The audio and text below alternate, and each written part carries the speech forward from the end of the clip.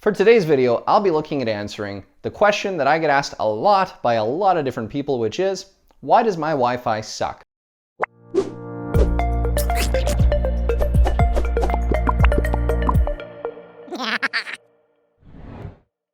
So you've purchased gigabit internet from your service provider.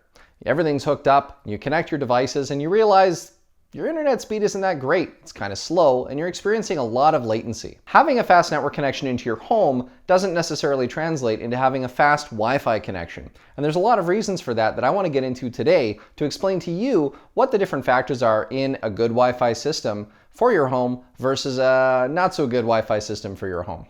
To begin, I'll touch on the fact that a lot of service providers don't exactly give you the best hardware. A lot of service providers get different deals with different Wi-Fi device manufacturers as well as different manufacturing companies for electronics that might be branding your service provider on some kind of generic third-party Wi-Fi hardware, or it may even be brand name hardware that's just rebadged for your service provider. Some service providers may even provide you with a brand name like Netgear. So what are the factors that go into making your Wi-Fi in your home either good or bad, and how can you make it better? Over the years, I've owned a lot of different wireless routers. I've owned Linksys, Netgear, D-Link.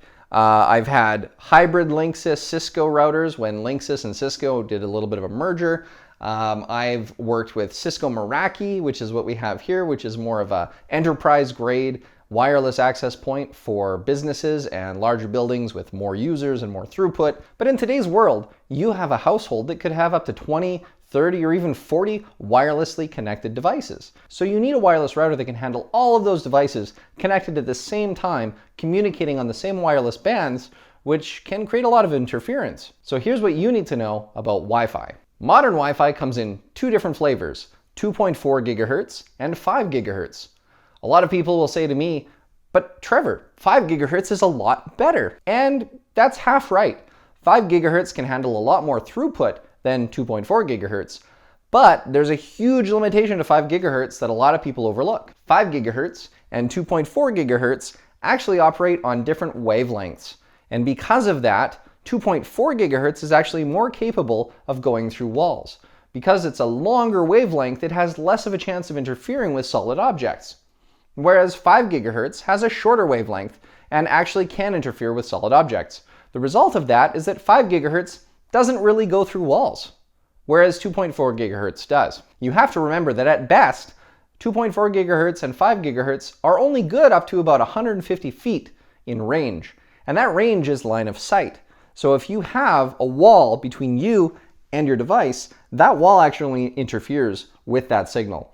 It interferes with both 2.4 gigahertz and 5 gigahertz. The main difference from a user experience standpoint is that 2.4 gigahertz is up to between 300 and 600 megabits per second, whereas 5 gigahertz can go as high as 1300 megabits per second or even higher. So yes, 5 gigahertz is better than 2.4, but 5 gigahertz is designed to be in line of sight with other devices without walls in between. 2.4 gigahertz is designed for devices that are further away from the router with maybe walls or other things interfering. Now the benefits of 5 gigahertz is that because it doesn't go through walls, you have less interference from other wireless routers in your neighborhood, other devices, whereas 2.4 gigahertz is a very busy frequency band. 2.4 gigahertz is on every single router in your neighborhood, it's on all your devices, your phones, your smart plugs, your outlets, your smart switches, pretty much everything. The funny thing with 2.4 gigahertz is if you go back to the late 1990s, wireless and cordless phones actually operated on the 900 megahertz and then later the 2.4 megahertz band. So if you have cordless phones in your homes, they can also provide interference for the 2.4 gigahertz band. Also, oddly enough, your microwave that you use to heat up food can actually send out signals on the 2.4 gigahertz band as well, causing even more interference. So the 2.4 gigahertz band, while useful for longer distances, has a lot more interference, whereas the 5 gigahertz band does not. So your wireless sucks. How do you solve it? Well, there's a couple of different solutions for you. Number one, when you're installing your internet in your home, you're usually given a modem, and that modem comes with Wi-Fi usually built in. Now that modem usually gets placed in your basement or in your utility room, sometimes in your furnace room, which is often kind of a basement corner of your house, lots of walls in between, and your living room or where you watch television in your bonus room may be on the second floor, you may be watching TikTok or YouTube while you're in bed, which may be on the second floor as well. And so you're very far from your wireless router, and you've got a lot of walls in between. So how do you overcome that issue? The first technology that you can use to help extend the range of your wireless router is a wireless repeater. This is very popular with service providers because wireless repeaters are very inexpensive and are relatively cheap. Wireless repeaters basically take the signal from your wireless router, and within the range of that signal, just repeats that signal again. What that does is it effectively cuts the speed of your transmission in half, which means if you're using wireless repeaters in your home, you're actually slowing down your Wi-Fi speed. So while repeaters can help you increase the range of your Wi-Fi, they're typically not a great solution when it comes to increasing range and maintaining bandwidth. The other problem is latency. If you're a gamer and you're on Wi-Fi, the last thing you want to do is introduce a bunch of repeaters that are going to overall reduce your throughput as well as increase your latency, making gaming more stuttery. So in a home where all you're doing is streaming Netflix or YouTube, repeaters are probably going to be okay. But a repeater set up improperly or put in the wrong location in your home can actually make your Wi-Fi worse. Solution number 2 is a Wi-Fi mesh. A lot of access points that you purchase that support a Wi-Fi mesh will allow you to connect it directly through Wi-Fi to another access point, which means you actually have 2 access points working on the same throughput and negotiating the same throughput again for your devices. Now, you're introducing another device, so there is the introduction of a little additional latency, but a Wi-Fi mesh network is a lot better than using wireless repeaters. Now, a lot of internet service providers aren't going to provide you with Wi-Fi mesh hardware, simply because it's more expensive than repeaters. And when you're paying your internet service provider $100 or $200 a month for cable and internet, your service provider is not really interested in providing you with thousands of dollars of wireless hardware. Now you can buy Wi-Fi mesh kits and install it yourself. That being said, it's still not the ideal situation if you're going to be using Wi-Fi. Your ideal situation using Wi-Fi would be to actually have wired connections throughout your home and putting access points that are wired into your network in different places in your home to ensure proper coverage. So what we're going to be doing today is show you the ideal solution of running different access points throughout your home physically wired. And to control all of that, we're going to be using the Ubiquiti Dream Machine. The Dream Machine is an appliance that provides you with gateway, firewall, statistics, reporting, Wi-Fi management, and device management using the UniFi system through all of your Ubiquiti devices. I'm a huge fan of Ubiquiti, and while you pay a little bit more for it, it is an enterprise-grade product that is great and perfect for using in the home. Now, not everybody wants to run out and spend $1,000 to upgrade their wireless network in their home. That being said, if you want to have good Wi-Fi in your home, the UniFi system using Ubiquiti is a great way to go. I've gone through Linksys, Netgear, D-Link, Cisco, the works. And I still find that having to reboot your wireless router every month, having to unplug and plug it back in when things on the network just aren't working properly, getting firmware updates that are supposed to fix issues but just make your router even worse. So I kind of grew tired of having issues with every single consumer grade router that I'd ever purchased. So I decided to give Ubiquiti a shot. And since I've been using Ubiquiti, I've been using their access points and just managing them through my own computer, I have had very little to no problems with my Wi-Fi whatsoever. And that's because these just work. They automatically upgrade their firmware. And you know what? Yes, sometimes Ubiquiti releases a bad firmware update and tanks your Wi-Fi. It can happen. But it doesn't happen very often. And if you're controlling when you do your firmware updates, once you have a stable wireless network, you don't need to apply new firmware updates. You can just turn those features off and just pay attention to any security updates that are coming. But if you're a homeowner and you want a system that just maintains itself and will keep itself running, Ubiquiti is the way to go. All right, so let's go ahead and get this Dream Machine opened up. Now, this is my first time actually looking at this other than photos on the internet. And it's kind of cool. It's a nice little cylindrical shape. It's kind of sleek, nice design. We're going to be hiding that away in our furnace room, so it's really not going to make that big of a difference. Now, you could, if you want to, install this in a visible area like your living room. And ideally, if you're going to be utilizing this in your home and you want to connect to a lot of high-speed devices, you want to put it where your high-speed devices are. Now, if you're going to be using other access points, then it's kind of a moot point. So what I've done is I've run my internet connection to this cable. I'm just going to plug that in right here. Boop. And then we're going to go ahead and plug in the power. Boop. All right.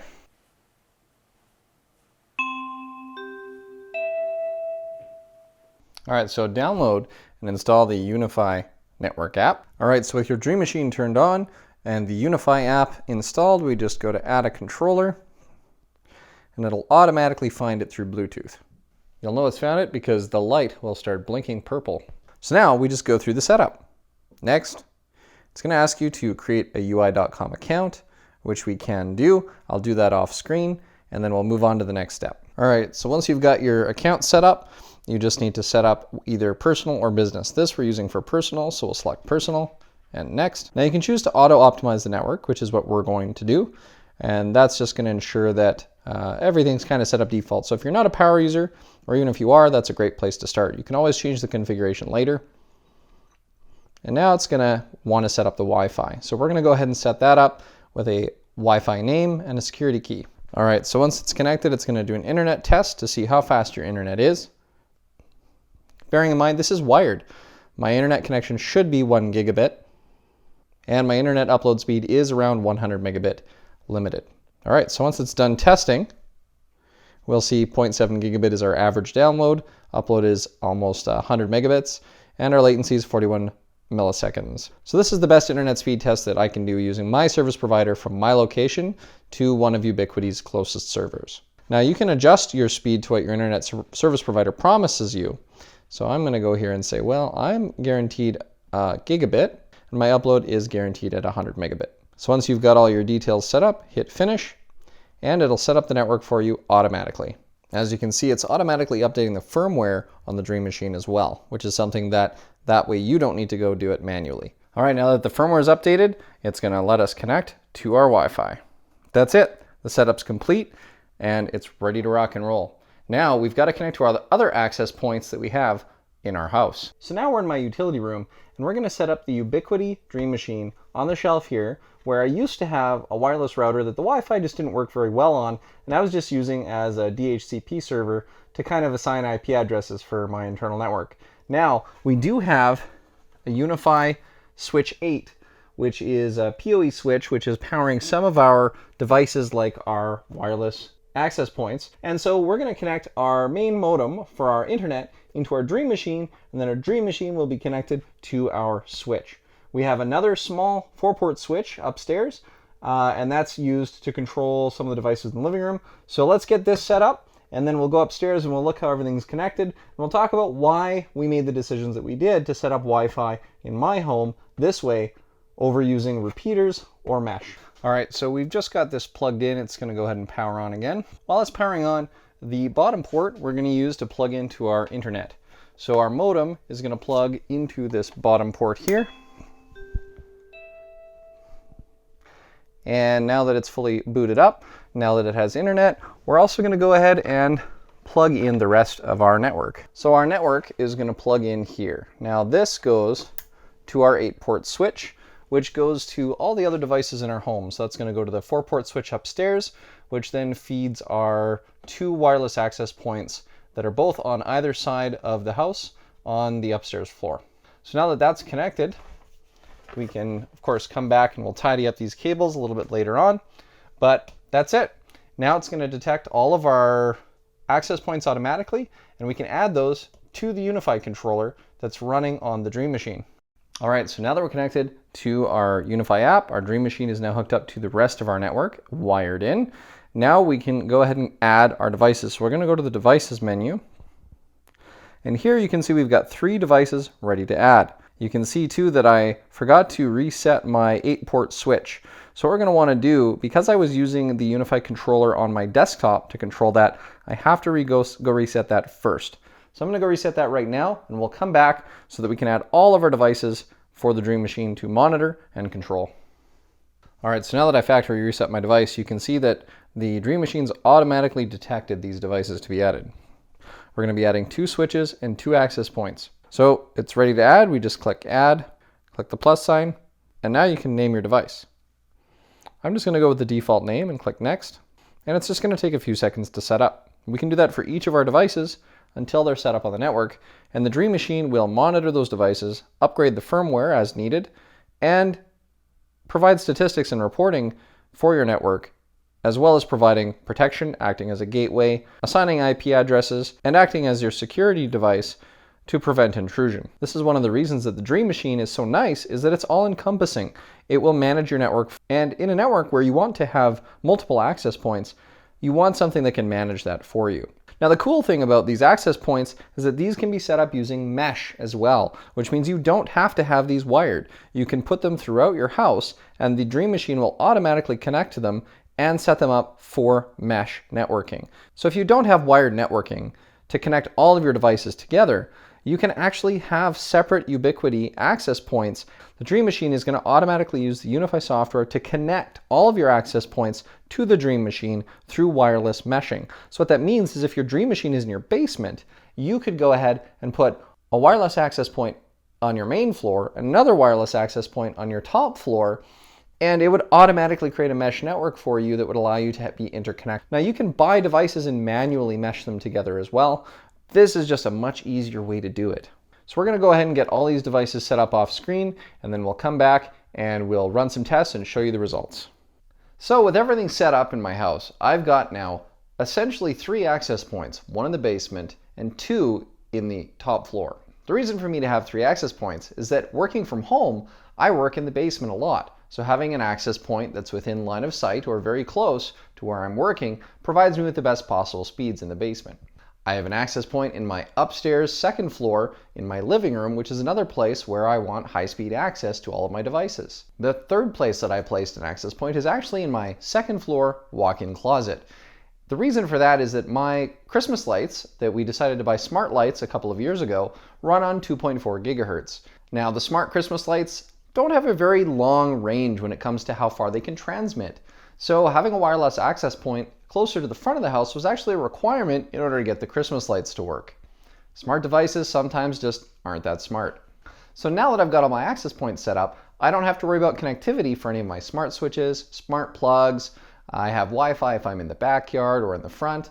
So with the 3 access points installed throughout the home, now it doesn't matter where I am in the house, all of my devices can connect, including smart switches, outlets, smart doorbells, or any camera systems that I might want to install down the road. There are also a lot of walls between my living room and my bedroom. So if I want to watch some funny videos while I'm laying in bed and I can't sleep, I'm going to have difficulty connecting to the 5 gigahertz band from my bedroom. Now, I could use 2.4 gigahertz, but even then there's so many walls that the signal strength is actually very low. So having a second access point in my second floor actually makes a lot of sense. So depending on the size of your house and how many walls you have between different areas where you might be using Wi-Fi typically, 3 access points isn't really overkill. It might just be the right amount. So let's talk about performance testing. So with my network, I was able to only get about 700 megabits download from my service provider, and that's regardless of being wired or wireless. And that's because my service provider typically doesn't reach their rated speeds. So looking at 700 megabits per second as my maximum wired speed, how did my wireless perform? Well, if I'm right up against the access points, I could get about 600 to 630 megabits per second. But if I walk even 10 feet away from that access point, the best I do is about 450 megabits per second. And it kind of depends if you're in line of sight or if there's solid objects in between you and the router. On average, throughout my house, I get over 300 to 450 megabits per second, regardless of where I am in the house on average, which is pretty good, considering that YouTube is only going to use between 15 and 25 megabits per second. I'm not going to have any problem streaming or accessing content. Really, the only time when you want to have access to more bandwidth is if you're downloading large files or, say, downloading a new game on Steam. That's when that wired connection is really going to come in handy. But if you are wireless, you want to have that line of sight to your wireless router so that you're getting the best possible speed that it can provide. Now, in my living room, I've made a cardinal sin of working with Wi-Fi. My wireless router is actually behind a glass door in my television stand. Well, even though you can see through the glass is a solid object, and 5 gigahertz Wi-Fi actually loses between 30 and 45% of its signal going through just a single pane of glass. So by setting up my access point inside my TV stand, I'm actually reducing my overall bandwidth. Now for me in the living room, it doesn't really matter. I'm not downloading large files, and I'm still averaging about 300 to 400 megabits per second, even just sitting on the couch. But if you want to get the most speed out of your access point as possible, you should mount it either on the ceiling or on the wall. So with the wireless access points, you also have to take into account their footprint. A lot of the wireless access points kind of transmit outwards from kind of the top of the access point, and they're not as good at transmitting beneath the access point, just based on how the transmitters are oriented. So if you mount an access point on a wall, you may only be getting good signal directionally outwards from where that transmitter is. So why does your Wi-Fi suck? Do you only have one access point that's buried away in your furnace room?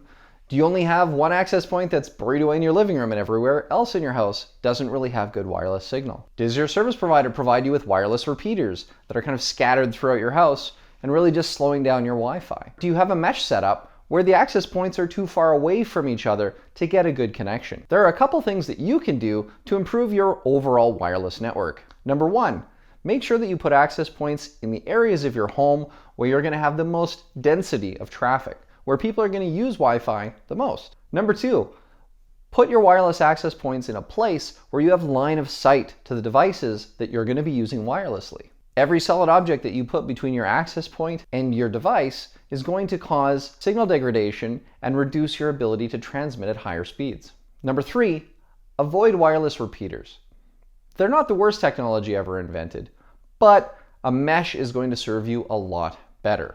If you are using wireless repeaters, make sure that you don't have too many of them, and make sure that if you are using wireless repeaters, make sure that you don't have your house littered with them, and also make sure that you've positioned them in a way that when you're testing your wireless, that you're getting good connectivity, but also getting reasonable bandwidth.